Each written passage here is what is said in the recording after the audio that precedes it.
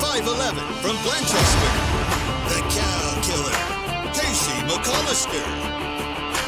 And comic engineer, standing at 4'8", the pride of the West Side, Elliot Rearing.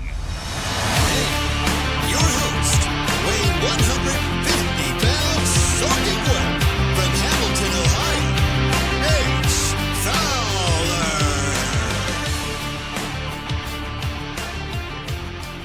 All right. Here we go.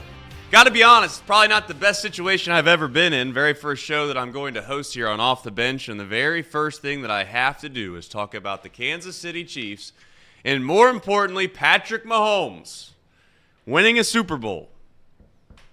We'll obviously talk about that. We'll talk about many other topics, as you can see here on the new graphic system that Casey McAllister's worked very, very hard on. But before we get into all that, I just want to say thank you to all of you that have continued to tune in. Realistically speaking, the reason that we continue to do this show is because we have such a loyal audience. We don't want to let you down, and in the meantime, I'm going to try to find somebody who's a relatively good host, but I'm going to try to do my best in a short amount of time here to fill the gap. Maybe I can be a little bit better than Brock Purdy. Maybe I can be a little bit better than Jake Browning.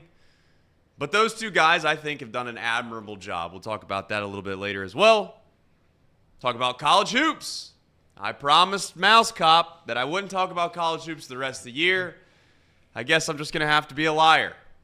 So we're going to talk about that, what the Bearcats have in store, what Xavier has in store. A little NKU nugget for all of you Norse fans out there. We know Casey's a big fan. And then we have the waste management at the very end of the show if we get to it. And by waste management, the wasted management, and what the PGA Tour should do moving forward. Before we get to all of that, though, since this is the very first show, I do want to explain what is going on. It felt like that was tried to be communicated the last show, and for whatever reason, like anything else, it's like lost in translation, right? You play that game where you tell one thing to the first person, the next person tells the next person, the next person tells the next person, and after about 4 or 5 people, the story is completely wrong. So, as I've said before, why not just get it straight out of the horse's mouth? Now, I saw a little funny little clip of where that came from, and Chatterbox Reds, and might as well mention here. Straight from a horse's mouth was a way in which you could go and find the age of a horse during horse races. So instead of hearsay, you could go straight to the horse's mouth, look inside of it, and you can tell how old it was. That's the fun fact of the day. I don't know if I'll continue to give you a fun fact of the day, but we'll try to do that moving forward. We'll also have a question of the day here a little bit later. But first, let's tell you about where we're at, what we're doing. As many of you know, obviously Tom sat in this very seat. Casey sat in that seat for a long time. We've had a plethora of people that have sat in the seat next to Casey. Now, obviously, Reid joined the show. Where is Reid? Is Reid on this show? He's not on this show right now. So for the time being, it's myself, yours truly, right here in the host chair.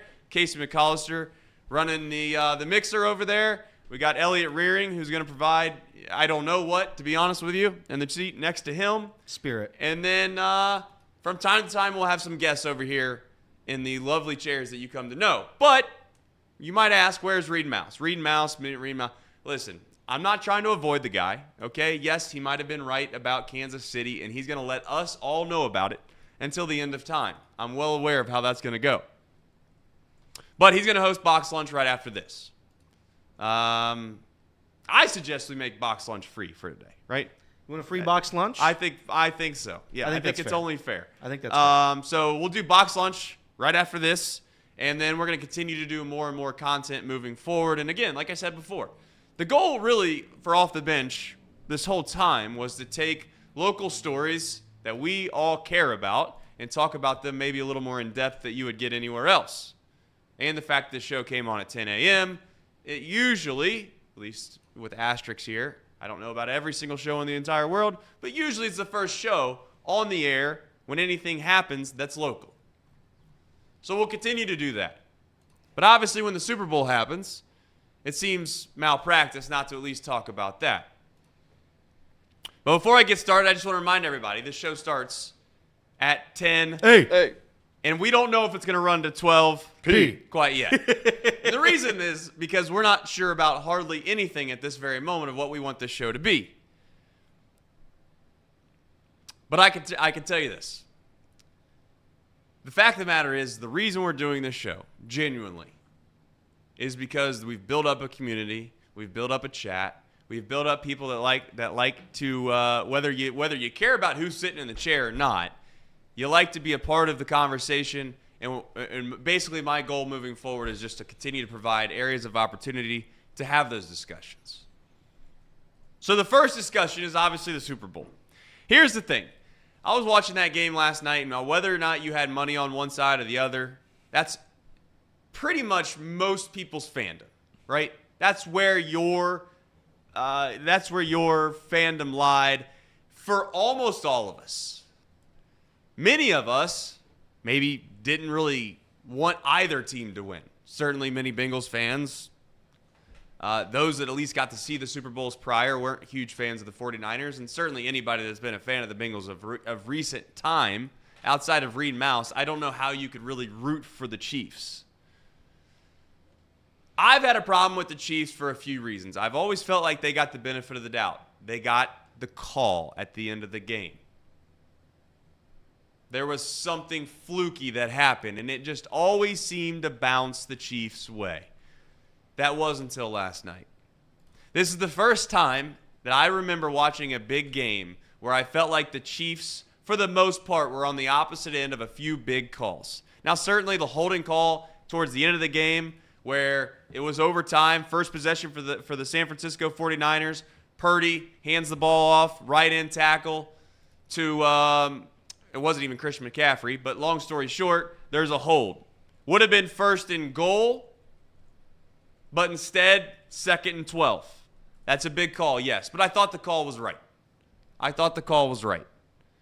You also had the personal foul earlier in the game that went against the Kansas City Chiefs, and you had the biggest call of the game, in my opinion, which would have been, if the 49ers were to have won, the holding call that they called on the third down play that allowed San Francisco to get a fresh set of downs. And as Tony Romo reminded all of us, that is a big difference between punting the football there and getting a first down. So I do appreciate Tony for giving us that insight. Here's the thing. I don't know why it always has to be this way, but it's going to be that way. And that's what I came to terms with last night. The quarterback is going to get too much credit or too much blame no matter what happens. No matter what happens. And the perfect example of all perfect examples was the Super Bowl last night. Now, Patrick Mahomes had an admirable game. That's what I'll call it. I'm not going to call it great. I'm not going to call it average, but it was admirable. And the reason I would say that is because, yes, he got his team in a position to win. And that's ultimately what your job is to do as a quarterback, yeah. But there were so many things outside of Patrick Mahomes' control last night that had to happen for him even to get the ball in overtime. I get why we want to make it out to be the quarterbacks. But can we just admit one thing moving forward? The one thing I took away from last night is that the one ingredient that you must have to win a Super Bowl is you must have a good defense. You go back and you look at history's past, you start to ask yourself, what was the difference? What was the difference? Do we think that the main difference last night was the quarterback play? Because I didn't see it that way. The quarterback that ultimately is getting called the GOAT now, and rightfully so. He's won Super Bowl after Super Bowl after Super Bowl. And I was the first one hand up to say I thought he was a little overrated. I think he gets a little more credit than he deserves. I think he has an unbelievable team around him, an unbelievable system. And he ultimately is a good player. But to put him as the greatest of all time and insert him into Tom Brady talks immediately seems a little malpractice. However, there was one quarterback yesterday that turned the ball over, and there was one that didn't. There was one quarterback that, yes, made plays for his team, and maybe you could argue the other one didn't, but I would argue that the difference ultimately came straight down to the fact of the matter is that one team on 3rd and short could turn around and hand the ball off and make a play, and the other team didn't. It was 3rd and 4 multiple times, or 3rd and short multiple times yesterday, and Kyle Shanahan, of all the decisions that he made, and we'll get into them, he did not trust turning around and handing the ball off to what we think is the greatest running back of our generation. And he left it in the hands of a guy that was the last pick of the draft. Now, that's no slight on Brock Purdy, but when I watched that game last night, I didn't think for a single second Casey and Elliott, and I know Elliott's going to sit here and turn this into a Brock Purdy shtick maybe. I don't know if he actually believes what he says in here or not. But I did not think for a second when I watched that game that the quarterbacks were the main story. No, but I'll say this. Patrick Mahomes, like when you need points on your last drive to extend your season, there's quite literally not another quarterback in the world you'd want. Brock Purdy had the opportunity to drive down and score a touchdown, and we'll get into all the intricacies of the overtime rules, the new overtime rules in a minute. But when Patrick Mahomes is down 3 with your season on the line, there is quite literally not another quarterback in the league that I have more confidence in to come up with the task. Now, you were talking about the Chiefs maybe being overrated. This season, what the Chiefs have done is quite honestly one of the more impressive feats in NFL history. They were forced to play, this is just this season, they were forced to play 6 straight games at a rest disadvantage, weeks 12 to 17, the only time a team has had to do that in NFL history. They had to play in Germany. They didn't get a first-round bye. They had to play on the road in the divisional round as an underdog. They had to play on the road in the conference championship as an underdog and in the Super Bowl. It was the toughest path to the Super Bowl based on strength of schedule ever, and they still win the Super Bowl. Patrick Mahomes, again, cemented himself last night as the second greatest quarterback of all time. Tom Brady's the GOAT. You can't question it right now. But Patrick Mahomes, without a doubt, is the second greatest quarterback. Now, to Trace's point, it was a defensive battle. I mean, that's what we all knew coming into the game. When you talk about the over-under in points, I think everybody should have been on the under because of how good the 49ers defense has been, and specifically how good the Chiefs defense has been. The Chiefs offense, again, people have been saying, oh, it's not as good as it once was. It wasn't as good as it was. You have a rookie wide receiver 1. Your best receiver is a rookie. They led the league in dropped passes. They had a couple huge drops yesterday. Which Watson was it? I get confused with all the ball Watsons. was behind him. Either way, it was a drop. Brock Purdy yesterday, again, this is no disrespect to Brock Purdy. He can manage the hell out of a game. He can. This is no knock on him. He absolutely kept them in a position to win that game, but he is not the reason they could have won that game. If you go down the list, he is not a top 6 player that could have won Super Bowl MVP. Not a top 6. Both kickers were ahead of him. Patrick Mahomes was ahead of him. His 4th-string wide receiver was ahead of him. McCaffrey was ahead of him. Talking about the kicker that missed the extra point was ahead of him? Correct. Interesting. Because that's not a wild take. Jake Moody, if they don't have Jake Moody, they're absolutely not in a position to win that game. He had a better game than Brock Purdy. And again, I'm not going to turn this into the Brock Purdy hate fest. But if you come away from that game saying, oh, my faith in Brock Purdy's been restored, I don't know what to tell you. He had a decent game. I think he kept him in it. But again, Christian McCaffrey is the heart and soul of that offense. If you take away Christian McCaffrey, I don't know what it is. Now, is it fair to play the hypothetical game nonstop? No. But I would say, was it the quarterback show yesterday? No. But I would say Patrick Mahomes still had a hell of a game. Yeah, there's going to be people that say the block kick, as Craig already put it out in the chat, is not the same as a miss. Well, when you kick it 5 feet off the ground, it is. It is. There's no pressure up front. You miss kick it. It kicks. If he kicks it directly into the center's tail. And again, I'm going to do my best here to keep everything PG-13 here. PG-13. Is that the same as a missed kick? How low does he have to kick it until you say, well, that was pretty bad? I thought maybe on the fact that the broadcast, which we'll get to a little bit later, I think it was Jay Feely pointed out, hey, he mishit this. It went off his ankle. This ball was way too low. He missed the kick. That was his fault. And he did make a big kick earlier. And I thought special teams was the ultimate difference in this football game. It simply was. You can say whatever you want about the Chiefs' offense. They were resurrected. They came into they came into a game in which at the beginning of the game, they were not moving the football at all. I'd like to know how many passes Patrick Mahomes into the third quarter, and certainly something that we could look up, he had past the 50-yard line in that football game. Couldn't have been many. San Francisco was in control. They were moving the ball. Their offensive line, they couldn't figure out a way to not false start. There was at one point in that football game where Kansas City had 18 total yards. San Francisco had 135. And they had a one-score game. The Kansas City Chiefs special teams and defense, I will continue to say it, are the unsung heroes. Very similar to a local sports team around here, isn't it? And I'm not taking anything away from Patrick Mahomes and what he did, and Joe Burrow and what he was able to accomplish.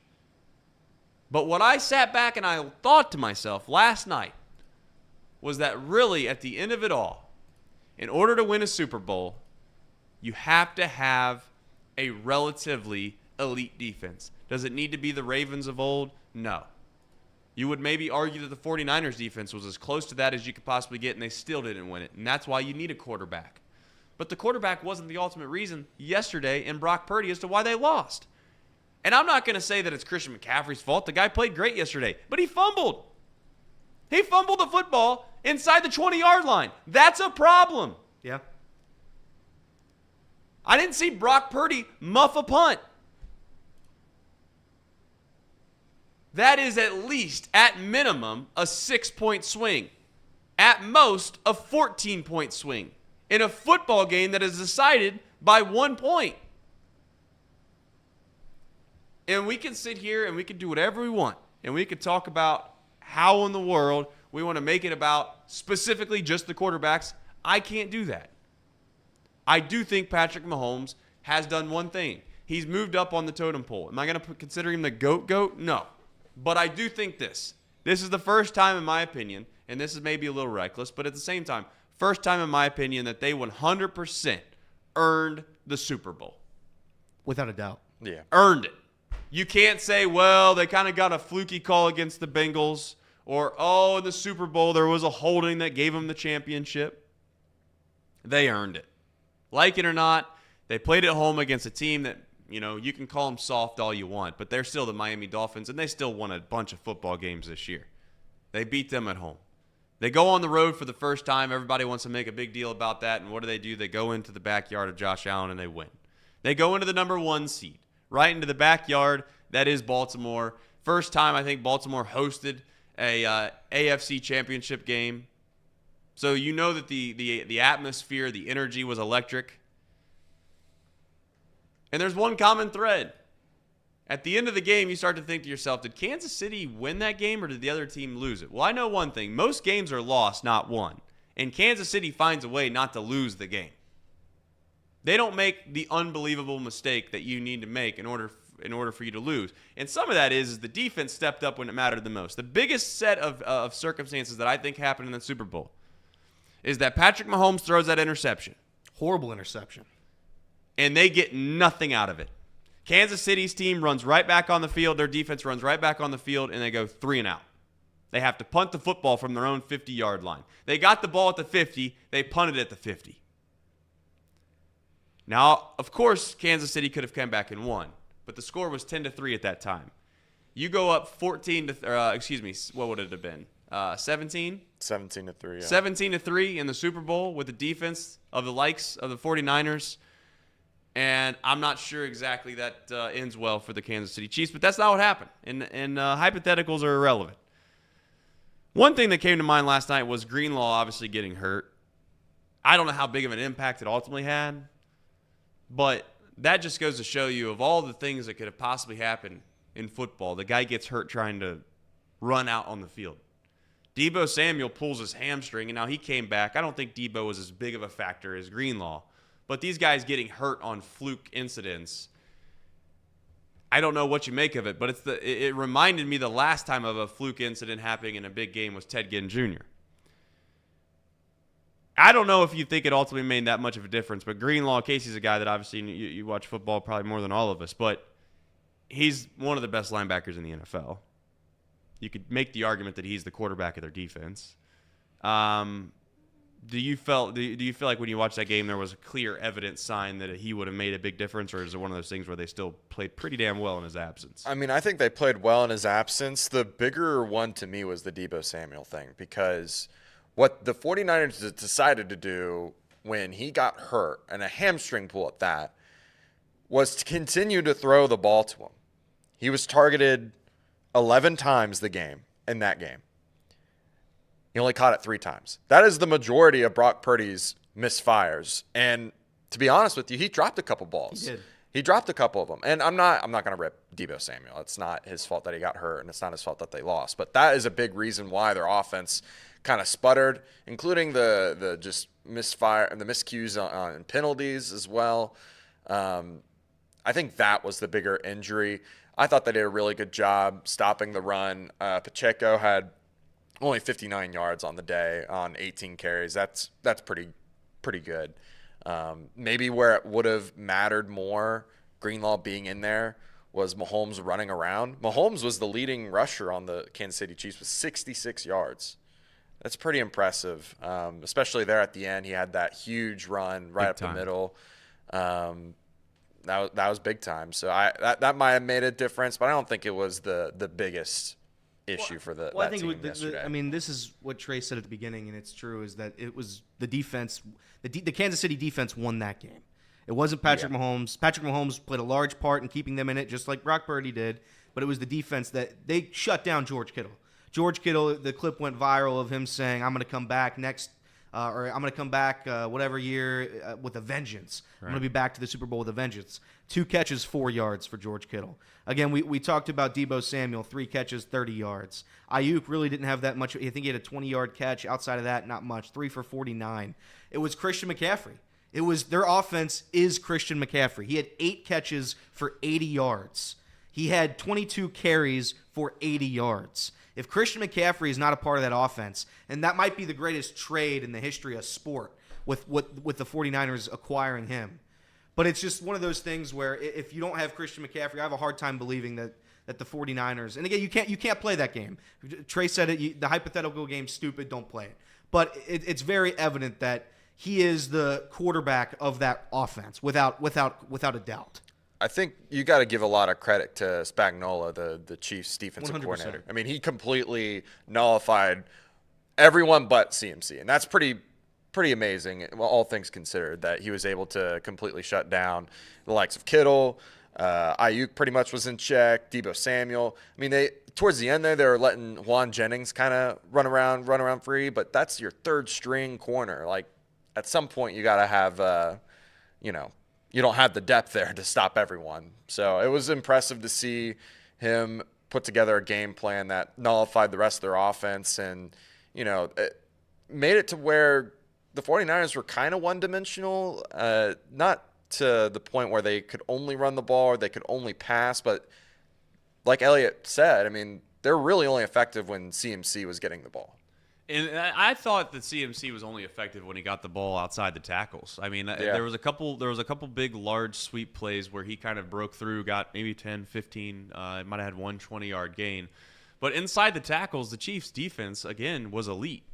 Chris Jones made maybe the play of the game, and a lot of times his plays of the game they're not sacks. They're just basically forcing a pressure, requiring Purdy to throw the ball sooner than he wanted to, or he's going to have to throw off balance, or he had a hand in his face. He's elite. Yeah. It's going to be interesting to see what the Chiefs do. Obviously, there's a lot of Bengals fans that would like to go out there and steal another one of their big-time players. They just did it with Orlando Brown. Can they possibly do it again with Chris Jones? We'll find out.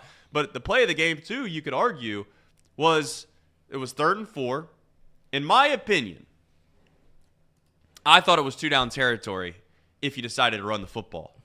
And I would have genuinely lived with that result. And I think this is a pretty decent way to segue into the next topic of conversation after we get to this point, is this. if you hand the ball off there, it's more than likely 3rd and 2 maybe, or you pick up the first down, perfect case scenario. If you end up getting stuffed on 3rd and 4, then maybe you just take the field goal. But in an all-out pressure, Chris Jones beats his man up the middle, forces Purdy to pretty much have to throw the ball away. I think Purdy was hoping that if he just threw it up kind of over there in the corner of the end zone, that maybe he'd get lucky, his man would see the ball, and he'd be able to get underneath it, but ultimately that's not what happened. I think Jennings was on an out route right there.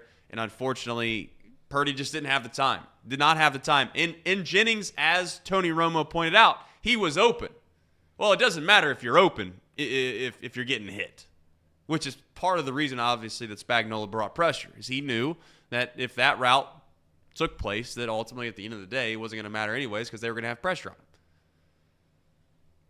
But those are the two decisions that ultimately haunt Shanahan, in my opinion. You have the 3rd and 4 that you decide to throw the ball on, and then you turn that around and you decide that you want to take the ball first in overtime. Now, this is obviously a hotly debated topic. There's rationale and there's reason on both sides. Okay? There is reason on both sides. I'm not going to sit up here and scream into a microphone and act like there's no real reason as to why you would want the ball first, as to why you want the ball second. In one way is 100% right. But all things considered, I get the idea that if you take the ball first and you go down and you score a touchdown and the other team comes down and scores a touchdown, then ultimately you have the ball next to be able to kick a field goal and win the game. Understood. But you've not scored a whole lot in this game. I don't know if it takes a brain surgeon to look up at the scoreboard and realize we've not moved the ball a whole lot here. The chances of us catching this kickoff and on our very first possession, marching all the way down the field and scoring a touchdown isn't very high. It's just not. Because you haven't done it, I don't know, all damn game. So what is your position then? If you don't score a touchdown, what are you left with? You're left with Patrick Mahomes getting 4 downs to go all the way down the field to either tie the game or get themselves in field goal range. Personally, I don't see how you don't take the ball second. Because and again, hypotheticals are what they are. I'm not sitting here suggesting that if you automatically make the Chiefs get the ball first, that their possession would have been the exact same. But if it was, do you know who would have been the Super Bowl champion right now if the roles were reversed? If one team had the exact same possession when they got the ball first versus got the ball second? The San Francisco 49ers would be the world champions. Because I can tell you right now, Andy Reid is not going for it on 4th and 1 from his own 30-yard line.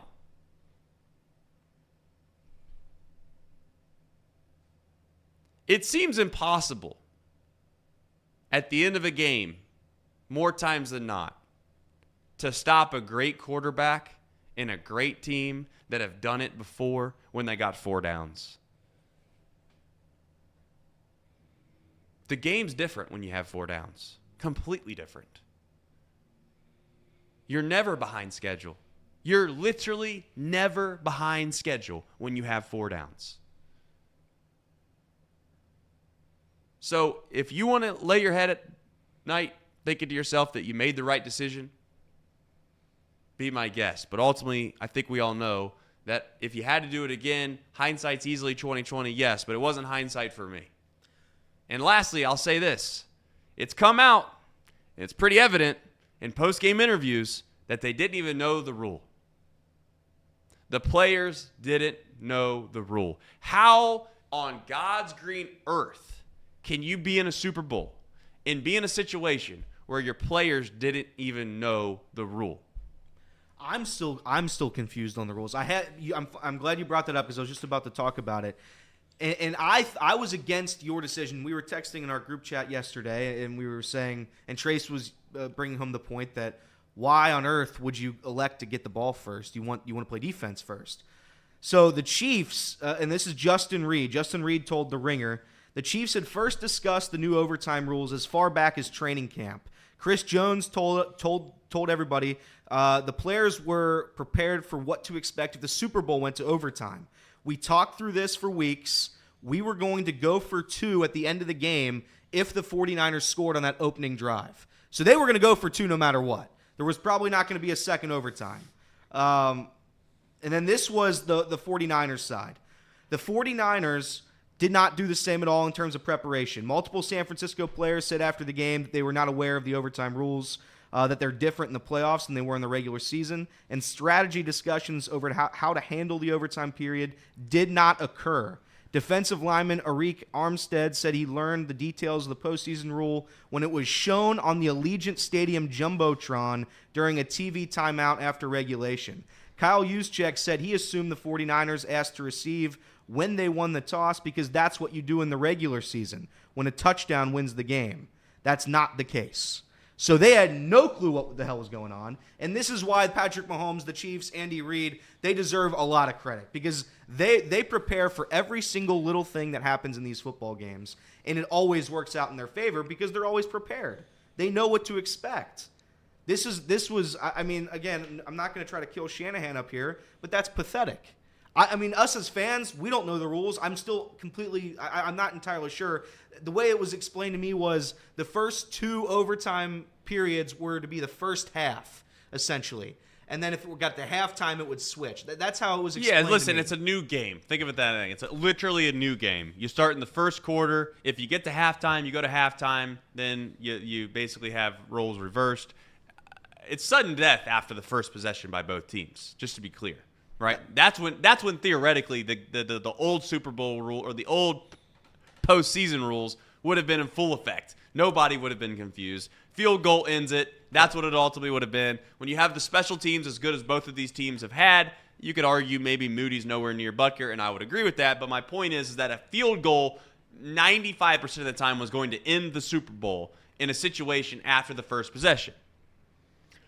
The only thing that was really different was that when Patrick Mahomes played Josh Allen in the playoffs, the only reason this rule changed is because they had an unbelievable game up to that point. Mm-hmm. And it felt like whoever won the coin toss wins the game because they go down and they kick a field goal. It would have been the exact same for Brock Purdy and the 49ers if they would have never changed the rules. They would have we would have been sitting here today talking about how Patrick Mahomes, maybe the greatest quarterback that will ever play the game, is in a Super Bowl, and he loses a coin toss, and Brock Purdy marches in, and we don't even ever get to see Patrick Mahomes with the football in overtime. These rules are terrible. They're the dumbest rules that there ever were. And maybe you could make the case, and rightfully so, that it is wrong. But they changed the rule. Thankfully for all of us, and especially Kansas City fans, they changed the rule. Yeah. So, simple. This is a simple thing. You practice, you prepare, you hear about coaches sleeping in their offices, and they're worried about this and that, and they're worried about the third string guy and this third string guy, and you can't even tell me that you don't have your team prepared to what they want to do in the Super Bowl if you get to overtime and you don't even know what you want when the coin toss happens? You got no clue? You got 5 or 6 prominent players, we're not talking about the backup kicker. We're not talking about the backup long snapper that somehow gets a microphone shoved in his face after the game and they ask him, what do you think about the overtime rules? And they say something stupid. No, we're talking about bona fide players that have no clue. We're reading the scoreboard about how the overtime works during a TV timeout. That is where when we talk about fans being overreactionary or fans that don't know what they're talking about, or you might question a manager that has been managing in Major League Baseball for 20 years. What do you know that he doesn't know? Well, example A, exhibit A. Sometimes the smartest guy in the room is the dumbest guy in the room in certain situations. You can't convince me under any circumstance that your decision to take the ball first and not know what you have to do when you get the ball next is a better decision, especially when you add in the fact that Patrick Mahomes is on the other side. Especially when you have that. I would have rather kicked the ball off and hoped my defense did what it did almost all game long. And what is that? Stop Patrick Mahomes when he doesn't have positive field position. It turns out, you know what they did? They actually did stop him. They did. They did stop him. But it was 4th and 1. And they ran a beautiful play. You got to give Andy Reid credit. He drew up some really good plays towards the end of that game. And, you could say whatever you want. Patrick Mahomes threw to guys that were wide open, and he did. The touchdown that he threw, the very first touchdown of the game, listen, you'll hear people say, well, I could have made that pass. Well, I'll be honest with you. We could have gone around the high school ranks and probably grabbed 50% of the high school kids in this country and told them, hey, you're going to take this snap and you're going to throw that to the guy, right? And then more than 50% of them would have completed that pass. So kudos to Andy Reid. The option play where he ran around the edge, I think that's where you got to give Patrick Mahomes credit, where he is a huge advantage over Brock Purdy, right? Patrick Mahomes been in this situation so many times that there's not really a whole lot of nerves there. And if there are nerves, they're nerves that have been settled to where he is able to function at a high capacity. And he made some plays with his legs that he should deserve credit for. The one thing that I've seen a lot in the chat already about the 49ers taking the ball first was that their defense was needing a rest. But the key thing there is that there was a break in between going into overtime. There was a period of rest for them there, for them to even communicate this situation to the guy before they did the coin flip. That's what I don't understand at all, is that there was time. They just said they saw it on the big giant video board, and they still elected to take the ball first.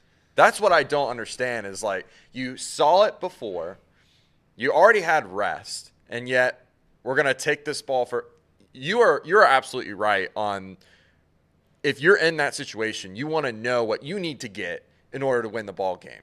If you can stop them and Mahomes and they kick a field goal in that 4th and 1, then you just need to go down and get into field goal range, and you're at least tying the ball game, which they would have ended up, hypothetically, they would have ended up doing the same thing, and they would have kicked a field goal, and it would just been sudden death after that. But at least like, hey, we could go down and score a touchdown in the game instead of having to. Well, the 4th and 1, to be clear, the 4th down that Kansas City went for was on their own side of the field.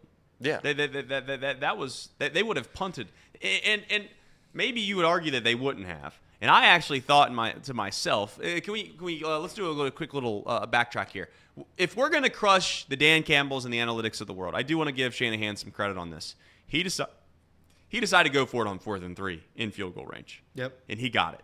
And they ended up scoring a touchdown. So, if we want to bring up the one side, we should bring up the other side. But my point to you, Casey, is that I don't know. That's a fair question. I don't know whether or not they would have. But if the Kansas City Chiefs were in the same spot they were in, and they were the first team that got the ball, and it was 4th and 1, do they go for it? If they don't get it, San Francisco kicks a field goal right where they're at. Game's over. But obviously, in the back of your mind, when you punt the football away, they have to go down the field, they kick a field goal, they win. Do you think they would have gone for it? Yeah. I think, and again, not that we'll get to Tony Romo in a second. Right. But Tony was saying, I think for a large portion of that 4th quarter for both teams, he was like, well, this is 4-down territory. This is 4-down territory.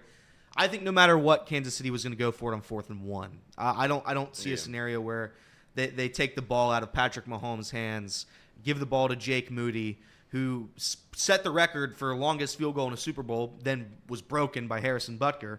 But he was drilling kicks all game long, dead center. Obviously, the extra point was a miscue, but Jake Moody could have made a kick from the midfield. So really, you're punting the ball away, and they've got 25 yards to get within a field goal range, a potential game-winning field goal. They weren't going to do it. So no, I absolutely think they were going to go for it no matter what in that situation. Boza had an unbelievable game. He really did. Boza played his tail off. I give him all the credit in the world. He dove. And I'm not saying that it's his fault. He was trying to make a play, and you're in a position where you gotta go all in one way or the other. And he went all in on, I think it was Pacheco, when they basically did the I don't know what they ultimately ended up calling it. It was an option. Yeah. Essentially it was just an RPO, which I don't think that the pass was really probably ever going to be in the mind of Patrick Mahomes, unless, to be fair, the DB decided just to come in on him, and the tight end would have been wide open right in front of him. But Boza sold out on Pacheco, and realistically speaking, if Boza just decided, you know what? I don't believe they're going to give this ball to anybody other than Patrick right here. And he would have just taken off, and instead of diving down and he would have just went right at Mahomes. Now, these are a bunch of what ifs, yes, but he could have ended the Super Bowl. 100%. 100%. And again, storylines are written. The narratives are all changed. Brock Purdy somehow now goes from a guy that's still questioned to a guy that's solidified. He's won a Super Bowl. He didn't make the mistake, this, that, and the other. And that's why this whole thing's so stupid. Sometimes we sit here and make things out to be that they're not. Kansas City, ultimately, I was wrong about. I didn't think they were that good of a team. And what I've come to find out, obviously, is that they had an unbelievable defense. Elite defense. An elite defense. I don't know how they keep getting away with this. Obviously, they draft well. And when you look forward for the Bengals, you obviously hope that that's some of the answer in which they are able to do. You know, you get into all these big things about what do you do with T. Higgins and Jamar's extension, and obviously Burrow's been taken care of. But realistically speaking, the difference ultimately is going to end up being whether or not the secondary guys turn out to be elite level players. That they go out and get a guy like Snead, right? And he's elite level player. You have to obviously draft well. We all know this. This isn't rocket science. But in my opinion, the one thing from a Bengals perspective I took out of that last night, whether whether they get Chris Jones or not, I don't know. But it's like, that can be the Bengals. There's no way Joe Burrow-led offense with Jamar Chase. And again, I'm not taking anything away from Kansas City. It's going to sound like I'm knocking Kansas City when I say this. They can't be they can't be that much worse than Kansas City offensively. It's almost impossible. Like, Kansas City offensively is just maybe I'll give you average. And it sounds like I'm hating right now. I don't mean it that way. I'm just saying in general, there's nothing offensively about Kansas City that makes me think that the Bengals can't be at least that. The question ultimately comes down to whether or not defensively the Bengals can become what they are. No, I don't know. Defensively, they're unbelievable. Some guy named, again, I don't watch enough football, but Leo Chanel. I don't know who the hell Leo Chanel is, but he had one of the greatest defensive games I've ever seen, and nobody's going to talk about him. Nobody's going to remember his name. I think he was the one who blocked the kick. He had a forced fumble on McCaffrey. He had a couple big tackles. The dude was all over the field. Nobody's going to remember him. He's just another member, just another notch on one of the world's greatest defenses. I don't think, and again, if we're going to tie this back into the Bengals, I don't think the Bengals offensively are far away from the Chiefs. I think Joe Burrow and the Bengals will be back, and not to mention Joe Burrow is the only guy to be able to beat Patrick Mahomes, ironically. So no, the Bengals need to get it together defensively, and that's what it comes down. We need Sweet Lou. Now, another one of those storylines, I don't know if you saw it yesterday, obviously during the game, one of the bigger first half storylines, and it was a great job by CBS. It was Travis Kelce getting all mad, getting all frustrated, and bumping into Andy Reid. In what world, in what scenario does that happen in the NFL? And then the coach just shrugs it off and says, all right, Travis, you're upset. Get back in there, and we'll try it again. I think there's a lot of players in the NFL that do that, and they get benched. Yeah, your leash is as long as you're worth. That's what this ultimately comes down to. This isn't complicated, everybody. Your leash is as long as you're worth. If you're not worth a whole lot, guess what? Your leash isn't very big. If that's some random, like I said, backup guy that does something crazy like that to Andy Reid, yeah, he's probably, hell, he might not even come out after the second half. He'd have been smarter to stay back and sit out there and watch Usher, and probably be cut right when he were to exit the stadium. The only thing is that is Travis Kelce, and it is maybe one of the greatest, if not the greatest, tight ends of all time. And here's the thing. This is where sometimes there's blurred lines. Andy Reid and Travis Kelce have been with each other for so long. There's a relationship there. They obviously know each other. They like each other. This kind of is more from you have a coach-player relationship, and then you have just a friendship.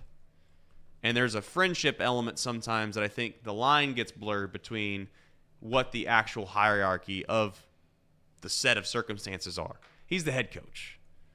You don't bump your head coach like that. No. You don't get in your head coach's face like that under any circumstance. But the reason that Travis did that is because of a couple things. One, yes, it's a huge emotional game. Biggest game these guys played in their entire lives. Yes, I know Travis Kelce has won Super Bowl, but he's a human. And I got news for you. If you don't think for a single second that he wanted to win this Super Bowl more than he's wanted to win all the other Super Bowls, you're lying to yourself, because ultimately at the end of the day, you know who's sitting in that press box. And I think that many people might laugh at that. You might make a big deal about that. You might say, well, Trace, no, like in all seriousness, Travis Kelce is in his position now where you can say whatever you want, but he is magnified more than he's ever been. And he knows damn well what his perception and legacy would be if he won the Super Bowl versus not. To a lot of people. There's a lot of people out there that watch the Super Bowl literally just because he was in it, and it's not nothing to do with him, but you know who it is about. And he wants to, quote-unquote, impress. He felt like he got taken out of the game too early, or they took him out when he didn't need to come out. You got Gray, I believe, the tight end, who's out there in his spot. Instead, he's blocking, and somehow Travis now thinks that if he was blocking, he would have made a better block. Pacheco doesn't fumble. Next thing you know, now there's a huge momentum shift in a football game that he felt like he could have been a part of, and he was pissed. I don't make a big deal about it. I do think, unfortunately, like it or not, whether it's Pfizer, whether it's Taylor Swift, whether it's the way that he acts, whether it's jealousy, whether it's the New Heights podcast, whether it's all of combination of it all. Travis Kelce is going to be hated by some for that. He's going to be loved by others for that. I stay in the middle of all of it, and I say, you know what? To each his own. Congratulations to him, first of all and foremost, on being a great football player. And I also think, I don't really care about the relationship that much. If anything, I'm happy for him. That's cool. I think it's neat. If it lasts, great. But I think that the reason for what he did was less about him thinking he's a bigger deal because he's dating Taylor Swift, like some have made it out to be, and the blurred lines of a relationship that is a guy that's played for a guy for a very long time, and there's a friendship there. It'd be no different than it is here sometimes. If we work together for 10 years, we go hang out, we do all these things, you're going to treat me, or you're going to have reactions towards me that are a little more authentic, a little more real, not as harnessed as you would if you went into a corporate job and you didn't know the boss. You wouldn't go in there and start screaming and yelling. You're correct. That's 100% what happened last night. To be fair, I don't mind him getting in Andy Reid's face. It was the fact that he got a little physical. He bumped him, threw him off a little bit. I didn't like that. I thought he was going down. Did you think he was I, going down? I thought he was going down for a second. I thought they were gonna. Yeah, it was a little rough. I listened to the interview with Kelce in SVP on SportsCenter after the game. It was around midnight or something like that. And Travis is like, yeah, I probably shouldn't have bumped Big Red like that, but, me and him, we go way back. Essentially what Trace is saying is that I think that relationship is so deep that, not that you can do that, but it's certainly that the lines are a little bit blurry. But since the bump at halftime, he had one catch for 1 yard, I think. One catch for 2 yards, Travis Kelce. Didn't have a whole lot. Second half, what was he, at 90 yards? So clearly the bump was effective. And it got really the Kansas City offense back on track. Couple more quick points about the Super Bowl that I wrote down here that I want to bring up. One is, from a strategic standpoint, when do you decide to stop blocking downfield on punts? How many times does a guy just fair catch the ball regardless? It's got to be upwards of 80+% of the time that the punt returner doesn't even actually try to return the kick. At some point, the NFL is going to do a few things. They're going to realize that defensive holding at the end of the game and playing man-to-man coverage and playing strong, tough man-to-man coverage is smarter than to give up 7, 8, 9, 10 yards of cushion and allow Patrick Mahomes to sit there and just go dink, dunk, dink, dunk, dink, dunk, dink, dunk. 55 yards later, boom, he's right there. We didn't even talk about the fact that Patrick Mahomes had to go down the field just to tie the game to get to overtime, and he got down there almost at field goal range without there being any pressure at all. It was just conceded to him that they didn't want him to make the big play, so we just automatically let him get in the field goal range pretty much. At some point, someone's going to say, let's just play straight up, tough, man-to-man defense. We'll have help over the top, and I'm going to teach my DBs that if they get beat, just tackle them. Just tackle them. Because it's a 5-yard penalty. It's not that big of a deal. Yeah, they get an automatic first down, but I got news for you. It's pretty much an automatic first down when you let them get 8 yards on first down every single play. That's the first thing. The second thing is when you're returning punts and you're trying to block, once you get 20 to 25 yards downfield, personally, I'm done. We're good. We're done blocking. If you can't control the gunners, right? If the gunners get past you, we're done. Get out of there. You don't need to chase the gunner all the way down the field. You know why? Because you can't block him in the back. And the chances of him catching that ball and making a man miss and you actually mattering on the play to block somebody is next to zero. But what can happen is what happened the other night is that you're down there blocking. It's a huge, enormous game. And I'm supposed to trust the fact that you can hear Peter coming out of the returner's mouth. That's what we're relying on. We're relying on that you can hear Peter, Peter, Peter from 20 yards away. At some point, someone's going to decide, you know what? It ain't worth the risk. The hell with it. Especially in a game like the one yesterday, where you know every possession is going to matter significantly because you can't move the ball on either side of the football hardly. All right, the biggest play of the Super Bowl. It's going to be our poll question of the day. We're going to try to have one of these every single day. Sometimes they're serious. Sometimes they're going to be funny. Today's serious. What was the most important play of the Super Bowl? Blocked extra point, the muff punt, the 4th and 1 conversion, obviously in overtime for the Kansas City Chiefs that ultimately let them extend their drive and go on to win. Or maybe you think it's something different. Go ahead and make that vote right now on YouTube. For those in podcast form, here in about 30 minutes, we will let you know what that decision was. We'll go around the room and we'll pick our answer. I think that the muff punt is by far the biggest play of the game. I don't even think it's close. Now, you know that I'm not a huge analytics guy. I do like to use it to my advantage. I like to use it, but it's not the end-all be-all for me. Here's the thing, is I think I looked on ESPN Analytics, and it said that at that moment, when Kansas City punted the football, when the ball was at the peak of its top in the air in the Super Bowl, the chance for the San Francisco 49ers to win that game was 78%. When he fumbled the football, it was at 51%.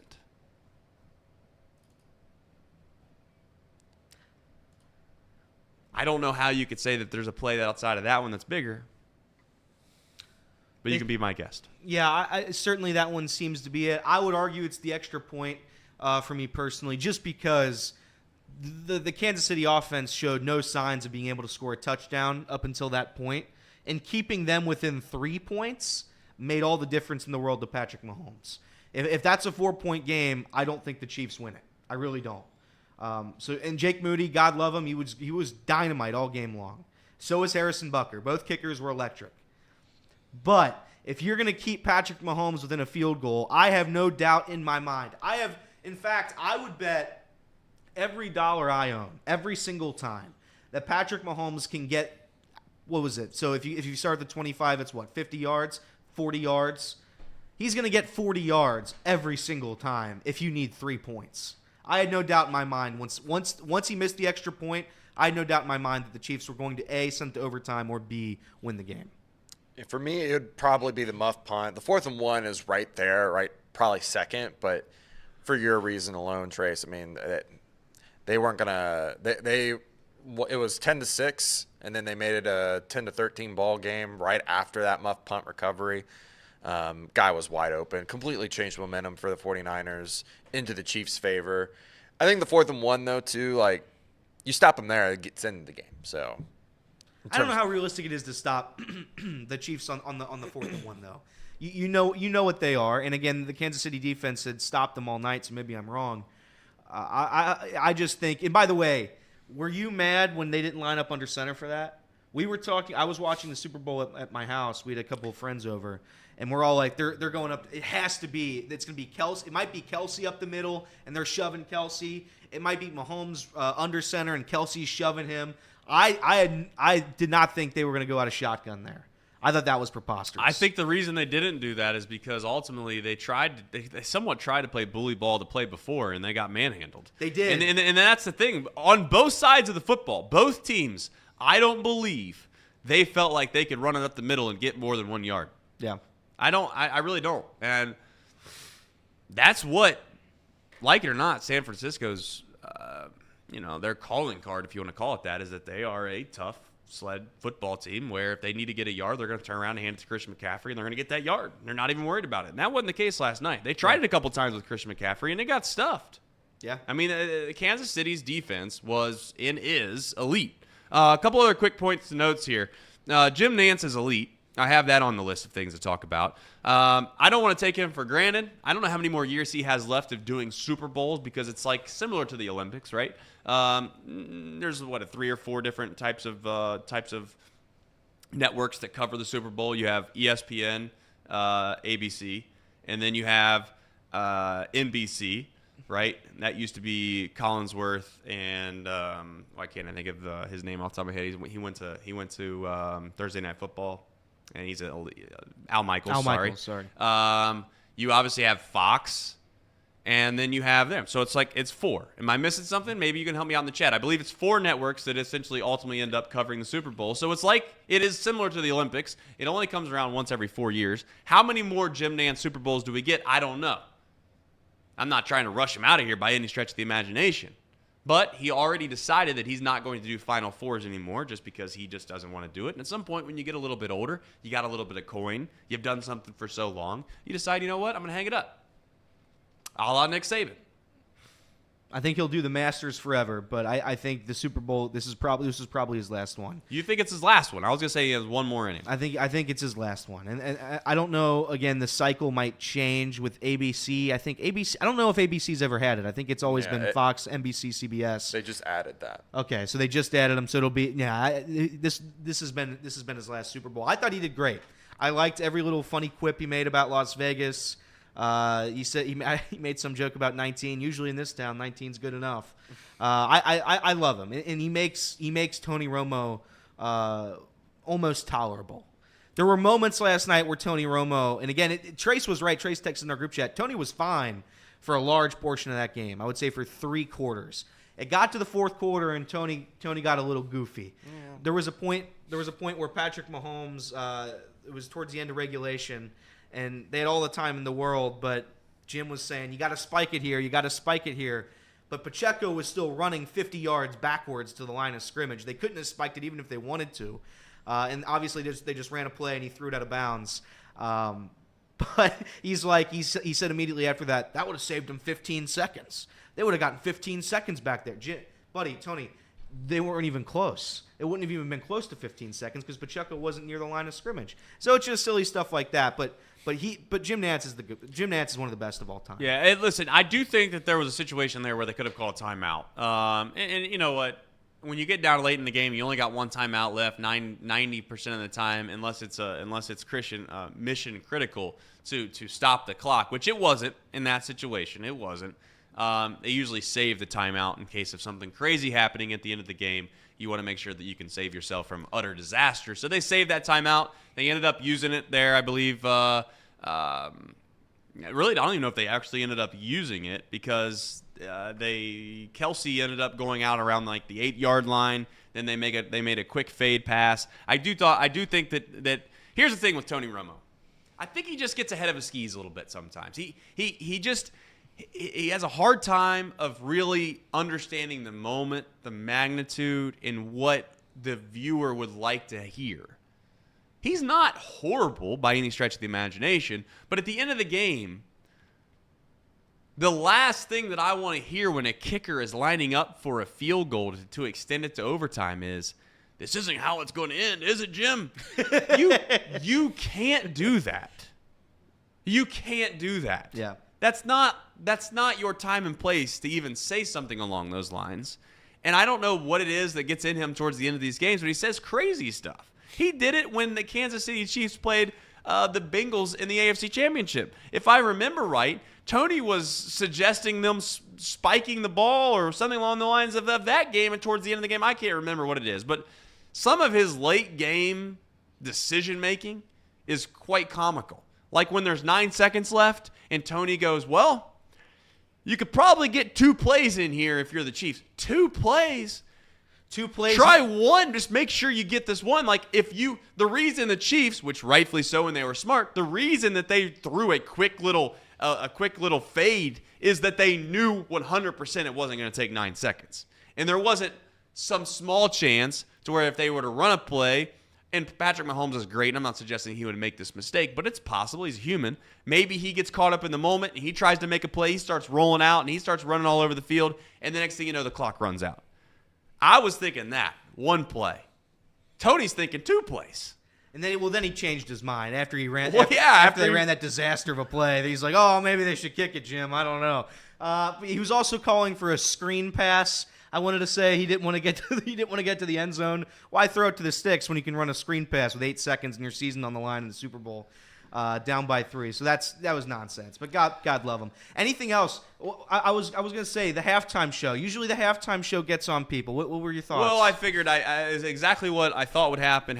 Listen, I'm sure there's some people in our chat that don't like it. To be funny, don't take this personally. Get me to be funny. I figured I knew that the Facebook crowd was not going to like the halftime performance. The TikTok crowd would. Yep. That's kind of what I felt like. I thought Usher did fine. I don't take it that serious. I would like there to be like some what's the right word to use here? A different genre would be nice for the Super Bowl relatively soon. I'm not saying it has to be Dave Matthews Band, but something like that would be kind of nice. Yeah, a little bit of rock would be good, I think, for the Super Bowl, opposed to the love songs, what have you. But I thought Usher last night, that was one of the better productions I've seen in the Super Bowl in quite some time. I thought the dancing was cool. I thought the camera shots were really cool. Little John, I didn't think Little John was going to come out, so shout out to him. That was always electric when that guy starts yelling. But I thought it was a good halftime show. I don't know if now this was a fun one. I switched back and forth to the Nickelodeon broadcast. You watch any of that? I did not watch any of that. Could you give me a quick review? Oh, that was electric. So they would do, and again, it was just SpongeBob and Patrick. Yep. They were in the booth, and they would commentate on various things. And it would, anytime a receiver would drop it, they just hold up a sign that said "firmly grasp it," and they just do all these SpongeBob references. Hilarious stuff. We had Sandy Cheeks as the sideline reporter. There's the slime. Everything about that Nickelodeon broadcast is absolutely hysterical. They need to keep doing that. Obviously, you can't watch it forever, and I didn't think they would do. It's the same commercials too. I thought they would do like more kid commercials. I guess you can't. It has to be the same commercials, which I thought were wild. And that brings me to the commercials. I thought the commercials were the worst ever yesterday. I thought legitimately there was the Dunkin' Donuts one that was really good. There was the Michael Cera one that was really good. Outside of that, it was the Temu commercial 400 times, and I can't even remember anything else. There were 2 very good and the Paramount commercial with Patrick Stewart was very good. There was 3 good commercials yesterday. Not nearly enough. Not nearly good enough. But other than that, I thought the broadcast was great. When you get to watch that game as not a fan of the team, but as an outside observer, it's always a good time. The commercials, if we're being honest, I wasn't locked in. You weren't locked in. I wasn't locked in. I paid attention to a few of them, yes, and of course you have your sentimental ones that they always seem to push, and you have the social justices of the world and all those things, and very rarely do we get the and maybe I missed them. To be fair, maybe I missed them. Very rarely do we get the old commercials that are just comedically unhinged, like yeah. Just a little borderline politically correct or not politically correct for the Super Bowl commercials. Like, it seems like those are just getting my nicks before they ever get to the cut line. Doritos needs to bring back the commercial where that guy runs around and licks people's fingers. That was the greatest commercial of all time. They need to bring it back as soon as possible. But other than that, yeah, I thought the broadcast was I great. got to watch the Dunkin' Donuts commercial. That was good. Steve said in the chat that he thought good. it was excellent. You obviously said it was good. Those are 2 positive reviews, and I missed that one. It was Ben Affleck. I missed that one. It was Ben Affleck and Matt Damon, and then J-Lo. And I think Gotcha. Jack Harlow, and they were trying to rap a song or sing a song. Fair It was very funny. I like Fair the enough. Reese's commercial. The which one? The Reese's one. I thought that one was I great. don't remember the Reese's one. They just released a new Reese's cup, but they thought that the old Reese's was going to go away, so they just lost their minds. I see. Yeah. I see. It was great. That's good. A couple other quick plays here that I have written down that I thought were plays that would be talked about at length if they actually went the opposite way. Instead, they didn't. The hold on the longest field goal in Super Bowl history that Bucker ended up making was an unbelievable hold. I don't have. I know that you're gonna laugh at me. I don't know the kid's name. He's the punter. I don't know the kid's name that ultimately that they got the ball down, but it was a horrible snap. The snap was almost went over his head. Catches it full extension with his arms, gets the ball down, puts it down just in time, makes the field goal. He misses that. I'm not suggesting that the game 100% goes the opposite direction, but again, if it goes over his head, completely something we would be talking about right now about how you can't find a guy that can just snap the football right. But other than that hold, would you say the officiating was good? No. I'm talking about the hold. Oh, the hold. You're talking about the actual hold on the kick. Oh, I Elliot. see. Yeah, not the see. refs. I see. I'm talking about the actual hold by the punter, the placeholder. Okay, I see now. I see. That was an unbelievable. If you like glossed over that or whatever, I definitely didn't notice. Go this. back and just if you could find it, go back and watch that clip. We're not going to run it for copyright purposes, but my point is that it was a great hold, and that guy deserves somebody on the airwaves giving him credit, even if it's me. Last thing I was going to say was Brock Purdy had a chance to cement his legacy there was 5 minutes left in the game. He ended up just being a field goal, yes, but like it or not, if he goes down the field and scores right there, they win the Super Bowl. We'd be talking about how the fact that he's going to be the next whatever. And here's my thing with Brock. This is my last point, and we'll move forward here into some other stuff like college basketball.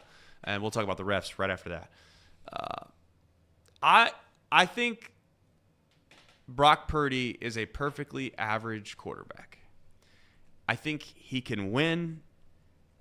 He can win a Super Bowl with a good team. I think Brock Purdy can win a Super Bowl with the Chiefs' defense. If you flip the quarterbacks, No.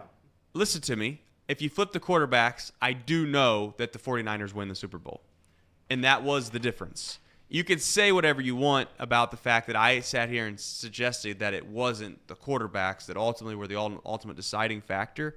But I will admit that if the roles were reversed, that I do think that whether it's experience or whether it's just you're a better quarterback, obviously Patrick Mahomes was a huge advantage over Brock Purdy. But I don't know why that has to be a negative towards Brock Purdy. I'm okay with just calling Brock Purdy an average NFL quarterback. He's not a bum, is what I'm getting at. Yeah, no, 100%. That's what we all been saying.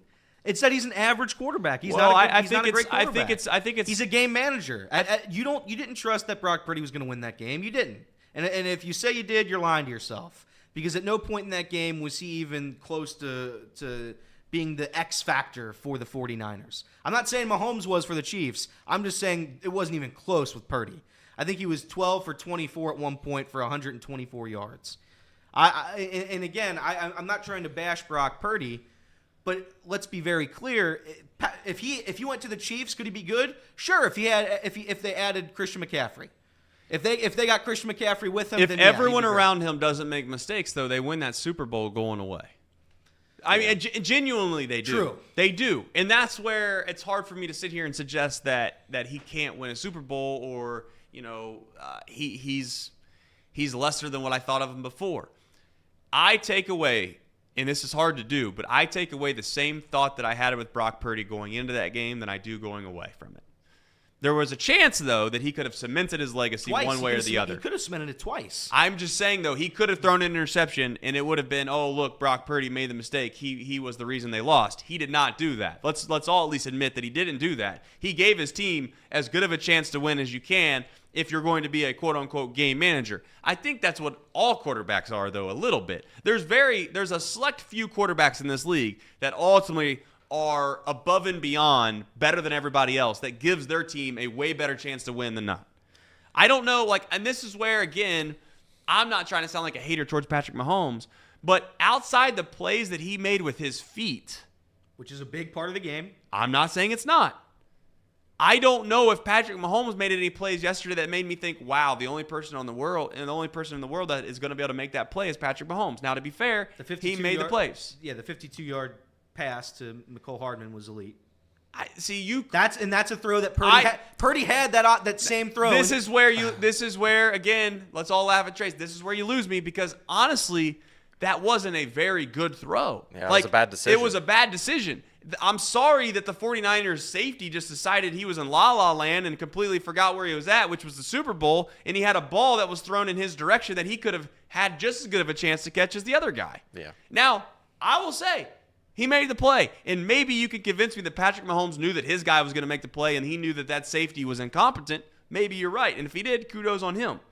But there wasn't, again, these unbelievable plays last night that made me think, wow, it was all Patrick Mahomes or Brock Purdy. All right.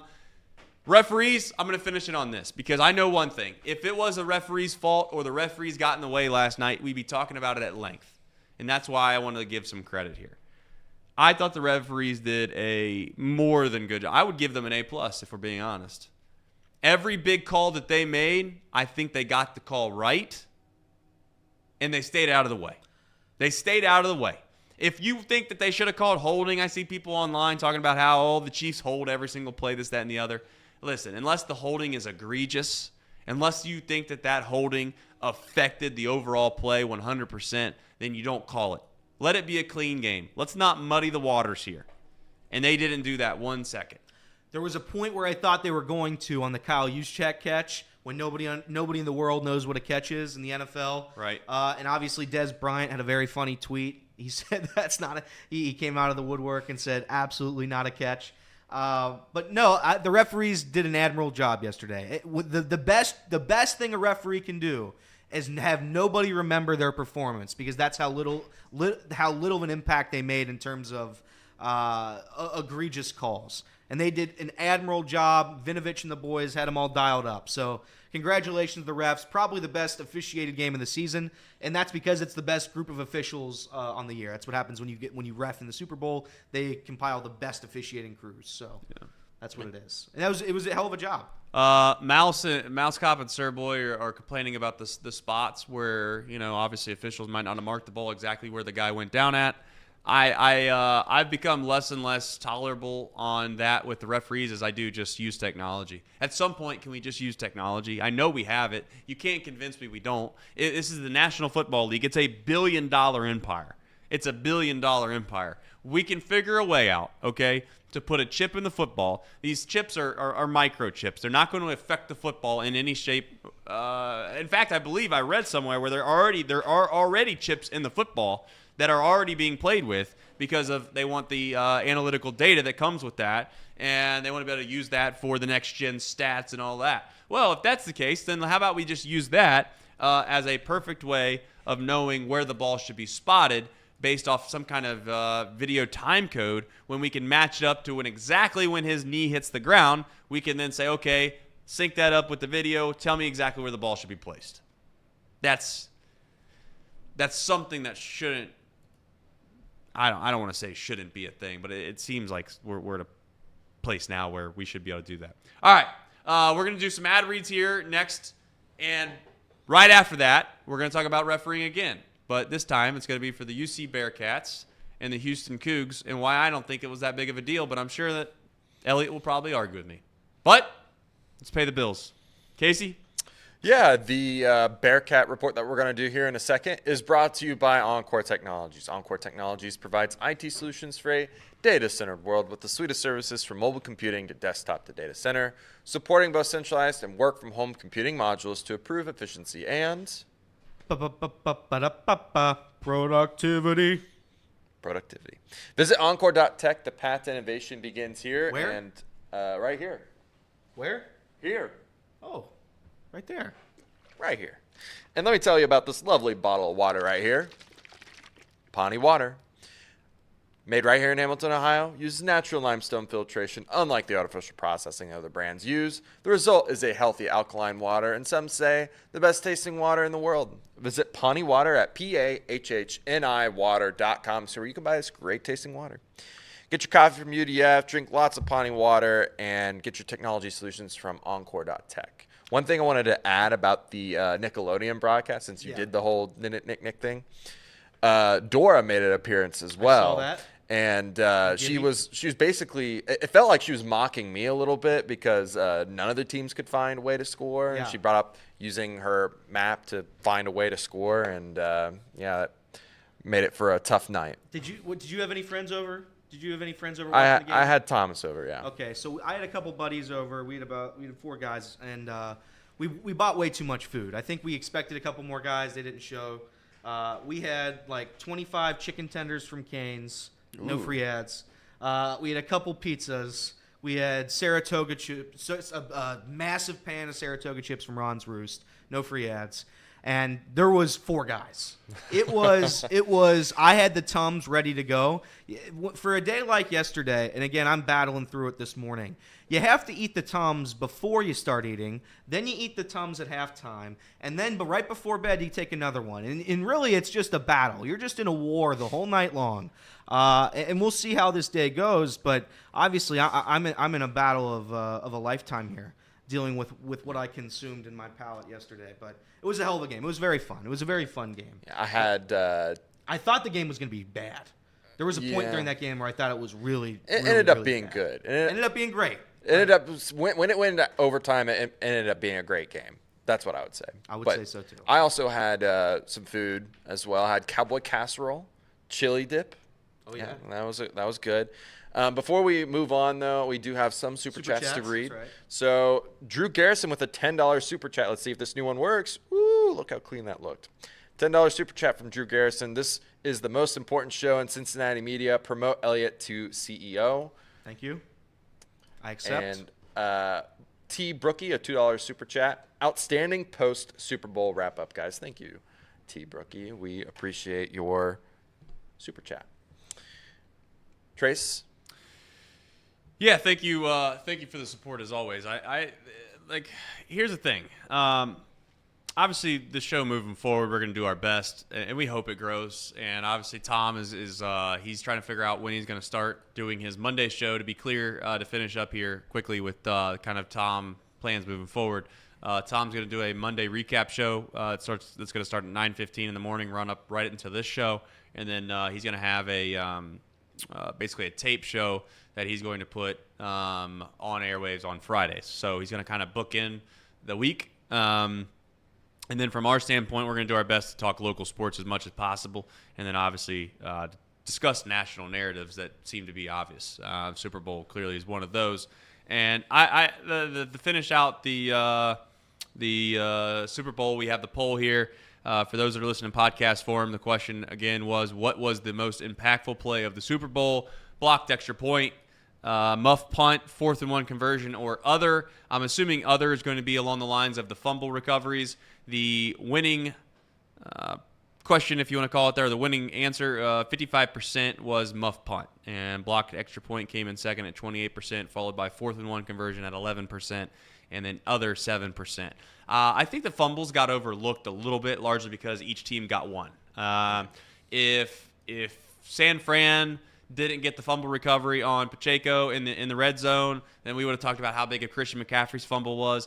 If Pacheco fumbled and Christian McCaffrey didn't, we'd have talked about how big Pacheco's fumble was. But just because both teams kind of got that, it seems like we kind of had offsetting penalties, if you want to call it that, and we kind of just pushed that to the side. I don't think either one of those, yes, huge play in the game by all stretch of the imagination, but it's almost like one side got it and the other side got it, so that really wasn't the deciding factor at the end of the day.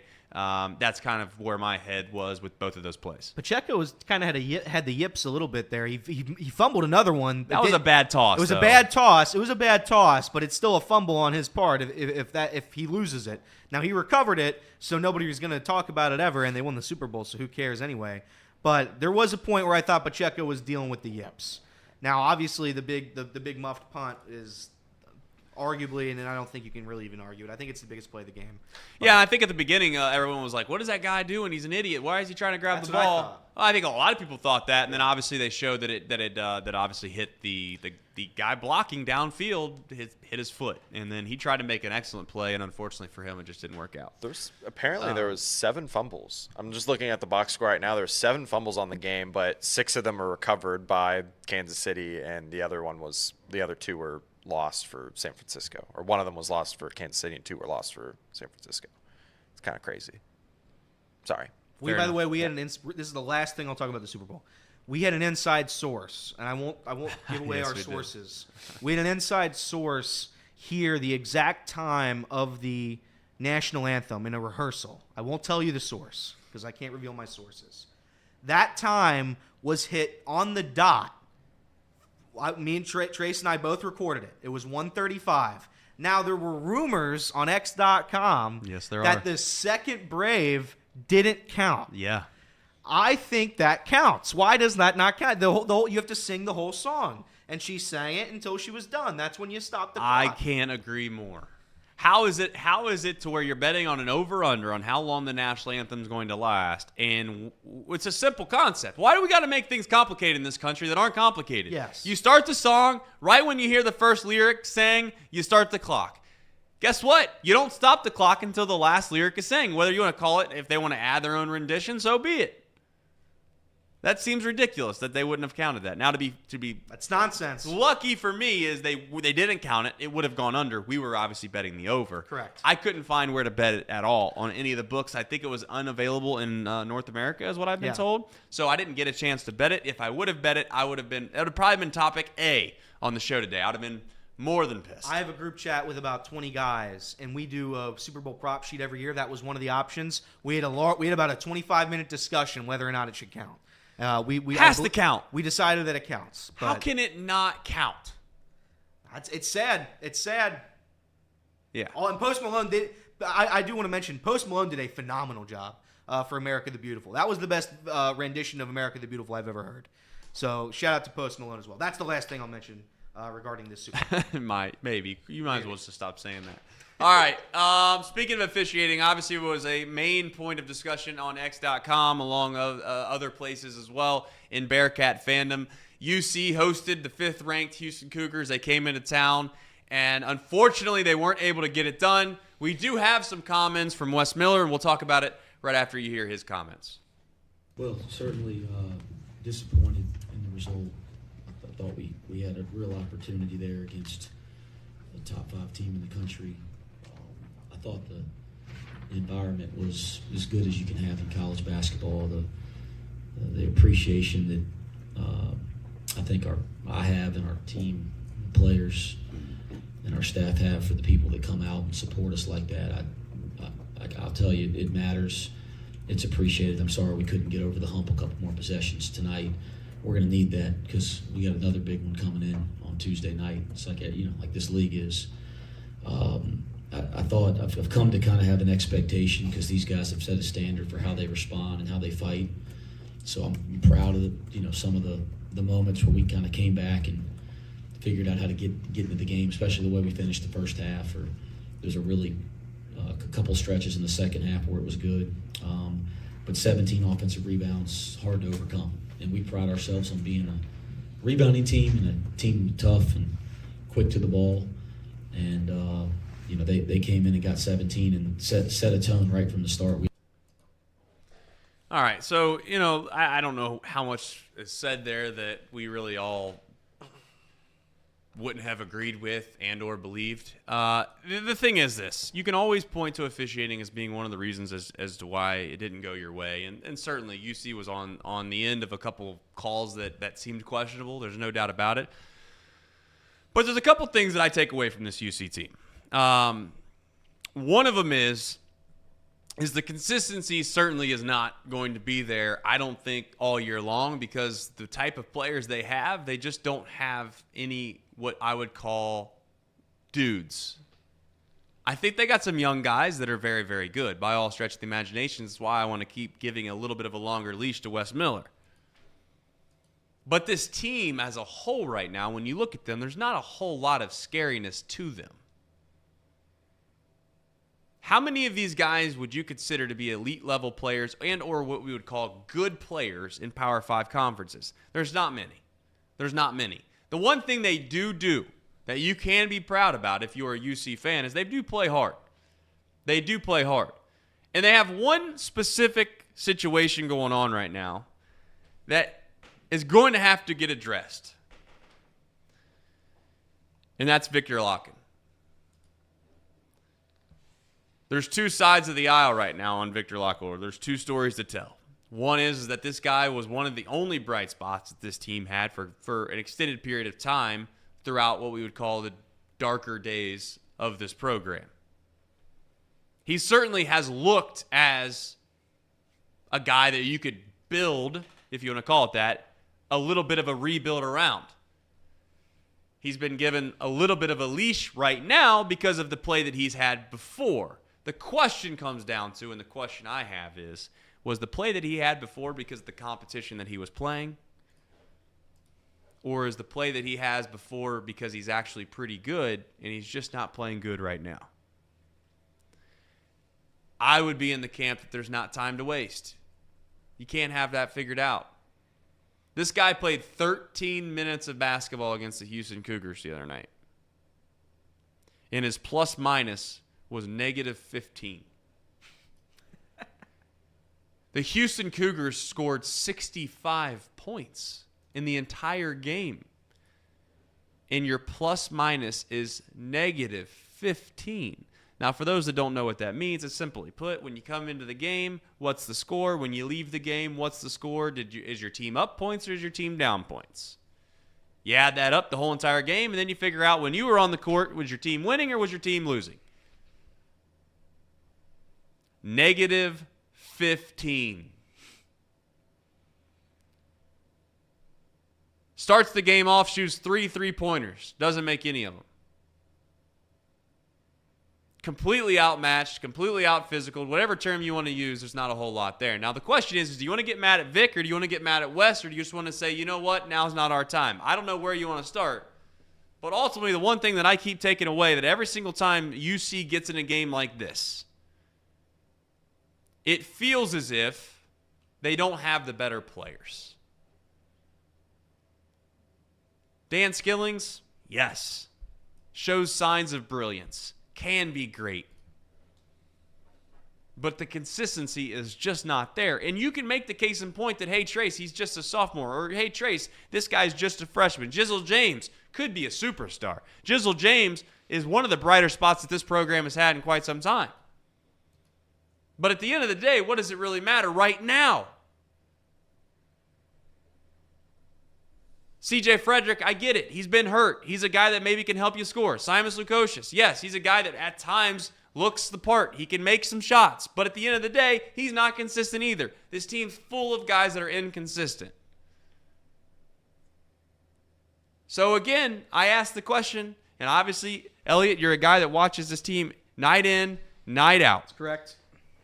At some point, you got to recruit some guys that can score the basketball and they can shoot and help from the outside.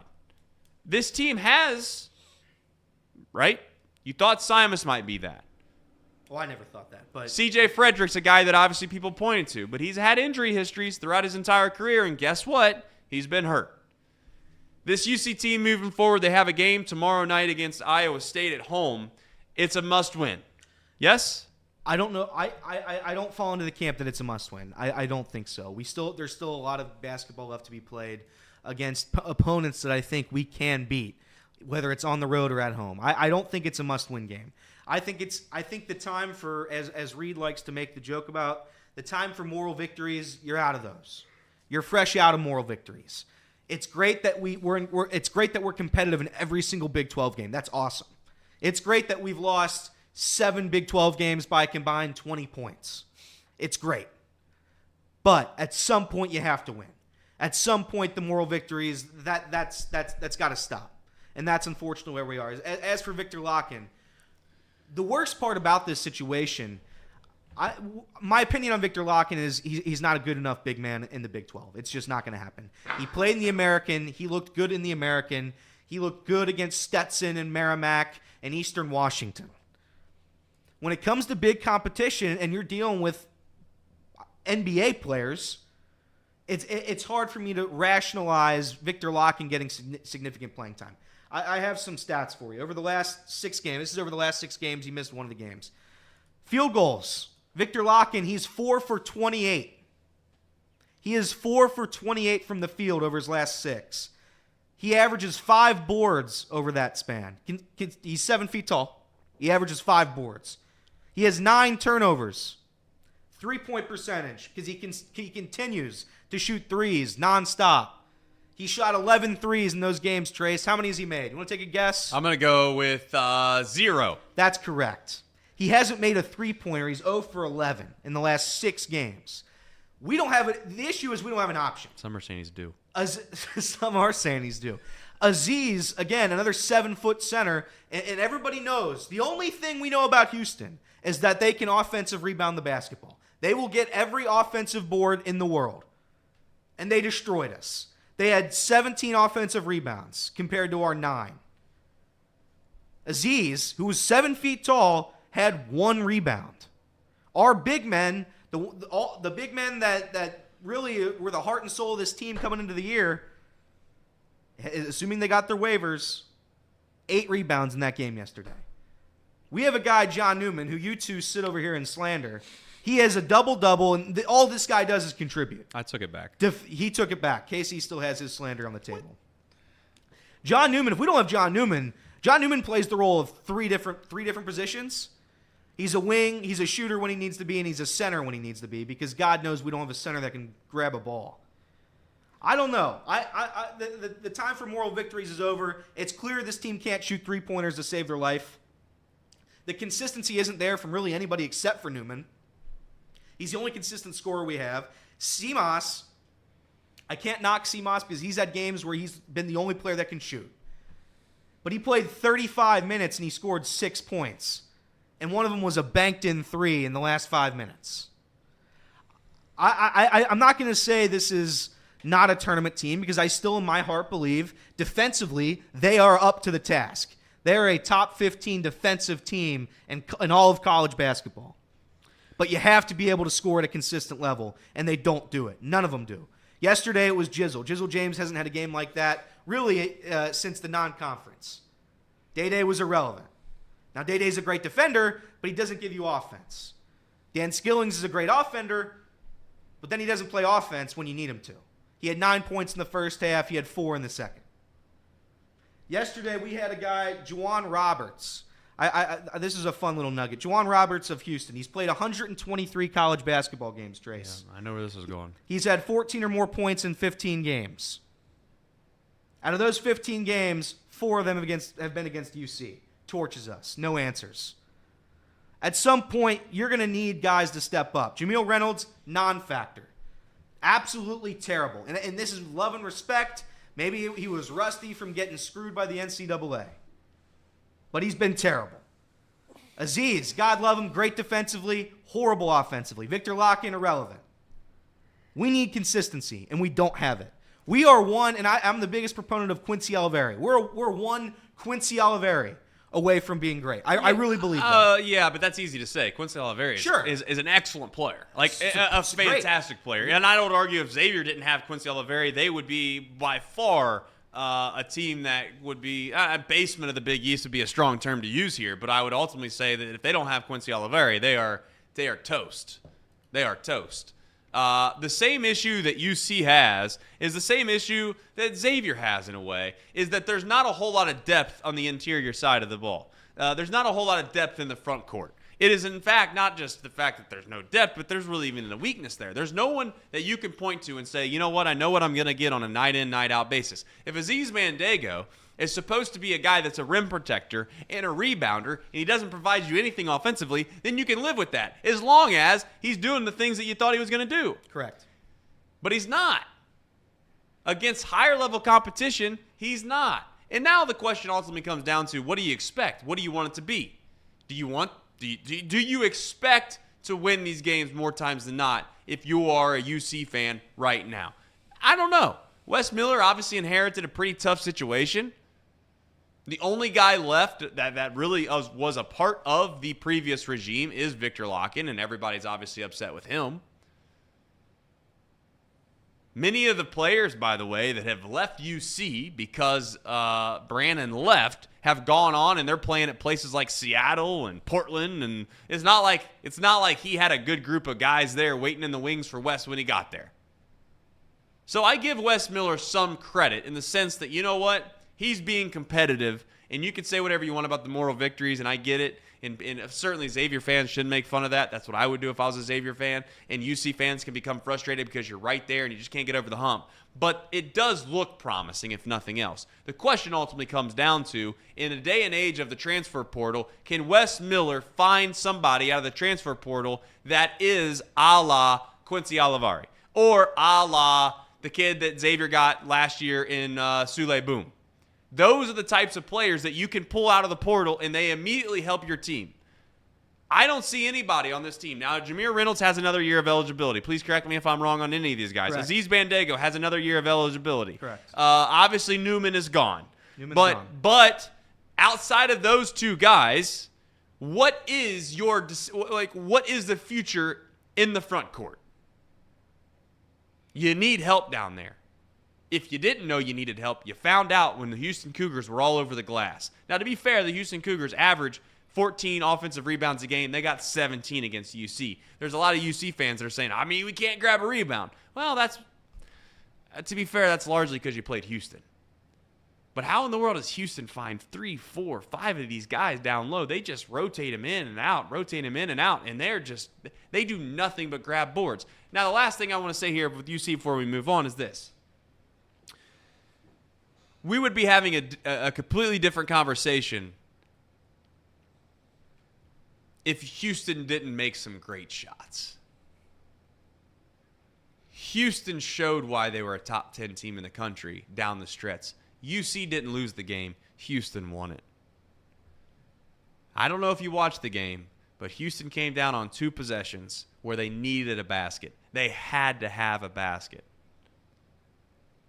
And they hit a little 15 full foot pull-up jumper the first time, and the second time, Day Thomas played about as good a defense as was humanly possible, and the off guard, and it wasn't Sheed, it was the off guard for Houston, made I don't want to call it a circus shot, but it was an unbelievable shot. Made a 2-point game, a 4-point game 2 different times. Crazy how many of those shots go in against UC. The Texas game is another one of them that they're soul crushing, but credit to them, they made the shots. My last nugget on it is officiating was terrible. Obviously, the big call being a jump ball, which went Houston's way. I forget who was defending CMOS, but CMOS had the ball. They grabbed his arm. No contact with the basketball whatsoever. Grabbed his arm. Instead of a foul, it's a jump ball. It's Houston's ball. I thought officiating was horrible throughout the entirety of that game. For both sides, really. I thought it was inconsistent, and I thought it was bad. So, shout out to those guys. You did it again. Xavier, obviously, on the other end of the spectrum, they didn't look good at all, right? They got kind of the brakes beat off of them in their own arena. And at this point right now, you got to ask the question of what it is that you expect from Xavier. They're going to be a bubble team more than likely going into the NCAA tournament. That is if they can find a few more wins on their resume. Listen, Xavier has an excuse, and a valid one at that. You can't expect to lose 2 guys the way that they lost them going into this season, and they obviously still have to take up roster spots that were going to be huge, impactful players for you, and expect it to not be a little bit of a rough ride. They very much like UC, they just don't have the interior play that they need in order to be elite. The Kalbrenner kid, like it or not, had his way a little bit. And Quincy Olivari and Desmond Claude and McKnight, they're going to be able to carry Xavier to be competitive in some pretty big games because those 3 guys right there are pretty damn good. And they're good enough to get that team to the tournament. The question is can they find 2 other guys to help them out? I don't know. All right. We said the show was going to run from 10A to 12, maybe. We're not sure. I think it's 11. 30-ish. I think it's 11:30, and then anything after that, some bonus content. Fair enough. But here's the thing. I do want to talk about this really quickly before we move on to obviously topics for tomorrow to discuss. Appreciate everybody obviously joining us and our first show here without Tom. Tom, as always, we'll continue to say it because people will eventually will ask us the question, where's he at, where's he at? We'll just have to keep answering the question. Plans to do a show, obviously, on Monday morning recaps. He'll be here on Fridays to have a tape show as well. And another thing is I'm actually trying to find my replacement, if you want to call it that. Hopefully I can find my replacement. And in the meantime, you think I do a decent enough job I'm just trying to, like I said, right the ship here. Just trying to keep everybody on the ship, make sure that everybody's happy. We keep it moving. We talk about things that you want to talk about, and we have fun doing it.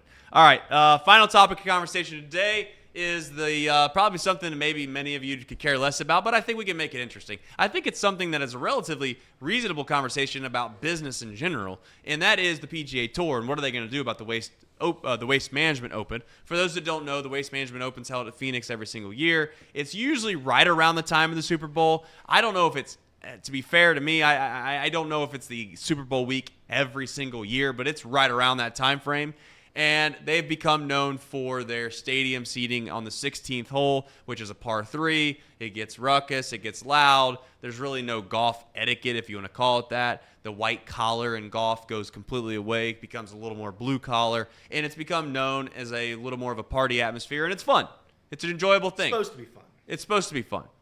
That was until this Saturday. This Saturday, things kind of got off the rails a little bit. Started off with the fact that they sold tickets. They weren't scanning the tickets to get in. So they realized this about halfway through. People were getting in there that didn't have tickets, and people that had tickets were still staying in and waiting in this big, long line. And the next thing you know, you found out that, oh, by the way, just because you have tickets, we're going to have to give you a refund because we have way too many people in the premises already. And unfortunately, you're going to not be able to enter, even though you already paid for a ticket. That's strike number 1. Strike number 2 is a situation that, well, happens when you drink a lot of alcohol. I don't suggest that it's something that we should be proud about as a society, but it happens. We all know what it is. You drink a lot of alcohol, you do things you probably normally wouldn't do. You make a fool of yourself. If you hadn't seen the Waste Management Open, and you didn't see what happened on Saturday, we're going to show you a few clips to catch you up to speed, and then we're going to talk about what it is the PGA Tour should do, where they're at with it, and what they're going to do moving forward.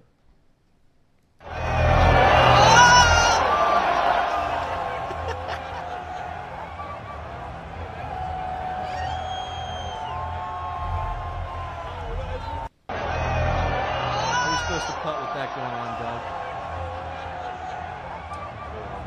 Yep. It's all right. Go watch a shot. Get him next year. Buddy, when he's over a shot, shut the hell up, man. Guys. Come on. I'm trying to hit a damn golf shot here. It's a fucking job. Suck cock. Holy fuck. Yeah. Oh, don't sir me. Somebody said it. I'm just sick of it. Just shut up. Fucking grow up. That's number 1. Oh, don't sir me. Somebody said it. All right. So you can see, obviously, golfers are starting to get frustrated. People are making fools of themselves. It got so bad that, unfortunately, the Waste Management, as you could see in a tweet here, they had to suspend alcohol sales. 30 fans blacked out on Saturday. There was a woman that fell off the grandstands, and unfortunately, like it or not, the drink responsibly wasn't taken seriously. Listen, this isn't about some moral hierarchy of whether or not you should do what you do when you go to a place or whether you should handle yourself and how you should conduct yourself. Obviously, those are individual decisions that are made on each individual personal basis. But what I will say is, obviously, from a league standpoint, from a business standpoint, at some point you have to take control of your own event. And that's what they tried to do. It got a little loose, and unfortunately, it's built up to this point. I hope the PGA Tour realizes that this is something they can manage and control, and you don't just take it away. Now, the players, some of them are just babies. We can call a spade sometimes around here. Sometimes these golfers, they listen, they fly around on their private jets. They get their own massage therapist. They're making millions of dollars, and they're living a pretty lavish lifestyle, right? And it's reasonable to suspect that if you have that happen over the course of your life, over maybe a year, 2, 3 years down the line, you become pretty soft. And that is, well, most golfers. It would be nice if we could find a way where, again, maybe there is some etiquette, and that's where I want to talk through this a little bit with you around the room, is this. I think that there should be some etiquette on a backswing, right? Like, okay, you can't scream and yell right in the middle of someone's backswing, but we're allowed to discuss and have conversation the whole entire time. There can be a buzz around the stadium, right? There can be a buzz around the stadium. And by stadium, I mean the whole entire golf course. It'd be really nice if we could find a way to where this is the one outlier event that, again, the fans are able to be a little more vocal than usual, and it becomes more or less like a football atmosphere. It'd be nice to see that on the golf course. If you hit a bad shot because you don't like the way that somebody, it sounds out there, or there's too much yelling going on, this, that, and the other, then so be it. I'm pretty sure that the PGA Tour could get smart enough to where they'd just pump in white noise on every hole if they wanted to, right? You could pump in artificial sounds to where there's not one guy when it's silent. You could just scream, and it obviously becomes very, very distracting. I would prefer them to go that route than the alternative route, which is, hey, we're going back to the way the PGA Tour has always been. Shut up. Don't say nothing. Everyone's got to be quiet. And if you don't, we're going to kick you off the premises. The PGA Tour has an excellent opportunity, in my opinion, to win some golf fans, if you want to call it, some just general sports fans over, because this is a different way to be able to get into golf.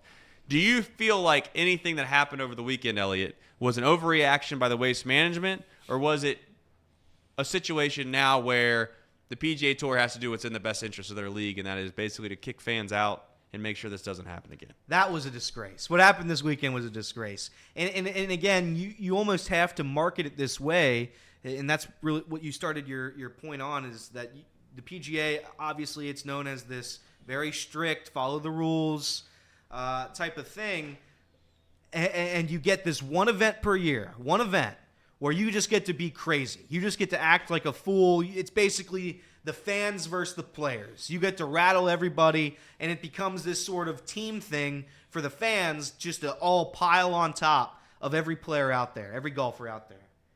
We're at a point now where, unfortunately, you have to get rid of the event. Not in terms of what it is. The Waste Management Open's not going anywhere. But in terms of the craziness, you can't let a little bit of crazy, because the little bit of crazy ensues more crazy, and then it just piles on top. I think there are babies out there. I don't know what was being said, but all the golfers, a lot of the golfers were tweeting afterwards how terrible it was during backswings, just screaming, yelling. It became a place that it's not golf. We make fun of the Happy Gilmore movie, damn you people, this is golf. But at some point it actually is. Like when Trace and I played tennis, right? Trace made the joke where tennis, you have to be quiet during certain parts because it's going to distract you. Golf's the same exact way. You can't yell during a guy's backswing. You have a little bit of concentration there. I'm all for fun. I'm all for making things like that, like a pseudo Ryder Cup atmosphere where everybody's wild, going crazy.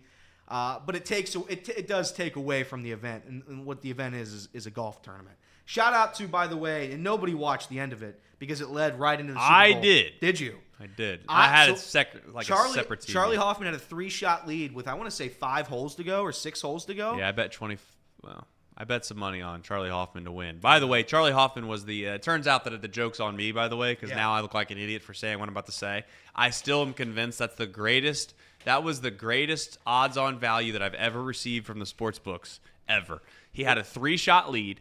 With 1 hole to play, and you could get Charlie Hoffman at plus money. It was like plus 110 for him to win. Now he obviously didn't win, so I guess I'm the idiot because I thought it was free money, and thankfully for me, I didn't bet the ranch on it. Hammer it. But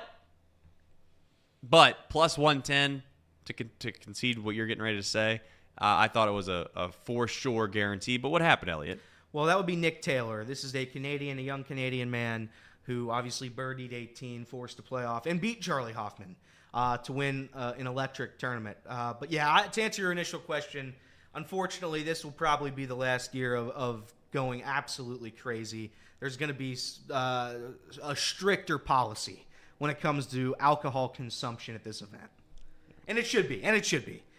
We can't have the heckling thing's fine and dandy, but you can't ruin the game. I agree. My complaint more is more on the operational side of the Waste Management Open, whoever runs that event, than it is of the actual the way that the event has kind of morphed into. I think that the loud atmosphere for this one event can help the game of golf. Listen, the whole live thing, I don't think the live play louder and that whole thing, I think that's a little bit of a joke. It does stink that obviously the Dustin Johnsons, the DeChambeaus, the John Rahms now aren't available to watch on the PGA Tour because the PGA Tour, in my opinion, is just a superior product. Now, I know many people may argue that, and I don't blame them for taking the money, quite frankly. Kudos to them. But the point is that obviously live dies by the idea of it being fun, this entertaining atmosphere. Don't know if you caught the clip of it. Obviously, we can run it maybe tomorrow. But John Rahm's just pissed off at the world. I don't know if you've seen that at the live golf event. Yeah, why is he mad? In fact, we'll make that the cherry on top for today. If you can pull that clip up, just type in John Rahm live. It'll probably pop up. But ultimately, listen, my point is simple. I would love for there to be a golf tournament where there was a football atmosphere for golf on every hole. And I think that they could get that done if they made grandstands on every single hole. And they just do what hopefully every other organization does, which is manage people that are having alcohol. You can't serve people alcohol if they're already belligerent. If they're belligerent while they're there, maybe, I don't know, heighten up security where you can just start escorting these people out of there if they're belligerent. But, again, I think it's gotten to the point where people clearly tailgate before they go in, right? They're probably plastered when they walk through the gates. I don't know if it's legal or not. Maybe it would take way too long. But if you feel like somebody's belligerent, there should be a breathalyzer test. Boom. If they blow over a certain number, Elliot, they're gone. Gone. Don't let a few bad apples ruin the whole bunch is what I'm getting at. And although that's how this society works. There was a lot of bad apples there. I feel like that was the whole tree. I feel like the whole tree was coming down. How many people went to the Waste Management Open? There's, I don't know. Somebody give me a number in the chat. 50,000 people? We got videos of 20, 30, 40 people? 30 people not being able to remember who or where they are is a tough scene. I'm not suggesting that ambulance it's is being called everywhere. I'm just saying you can't cancel the whole entire deal because 30 people. And listen, I'm not suggesting that that's good. I am saying that that is manageable. You can manage that. And Waste maybe should be able to manage that. Like Waste Management Open. Hopefully they could do something there to where you could figure that out. Rein it in, perhaps. I haven't found this John Rahm clip, by the way. Was it at a press conference? It's him on the tee box of a live event. And I can send it to you probably here on the fly. But I'll show it to you tomorrow if we can't find it. No big deal. All right. Final parting thoughts before I head out. Here's the thing. We are going to do this show every single day. As a reminder, from 10A to maybe 12P-ish. 11:30 We're not sure. Huh? 11:30 everything after 11:30 is bonus fun. That's right. Whatever Elliot said. We're going to do it from 11:30 whatever's after it's bonus fun. You got to leave the people wanting more. Gotcha. Can't get tired at the end of the show. Right. Okay. Can't get tired wanting more. Hopefully you enjoyed this show. Obviously not a whole lot of local sports talk because the Super Bowl, we'll get into all that. Obviously the Cincinnati Bengals have some draft decisions to make. I'm sure we'll talk about that at some point. And the Cincinnati Reds, they're playing baseball soon. You should be excited about it. If you're not excited about it, that's fine. Just get you a longer bit of nap, maybe. Sleep a little bit longer, and that way when you wake up, you won't be as less grouchy, and then you'll be excited about it. They have an exciting team. We'll talk a lot about them as well. But until then, we don't have a cherry on top. We'll have one tomorrow. But we'll be back better than ever tomorrow. Box lunch is going to be free today. We should make it free. Free. And you're going to hear Reed Mouse tell you about how he was right. I hope you enjoy that. All right. Have a good day, everybody.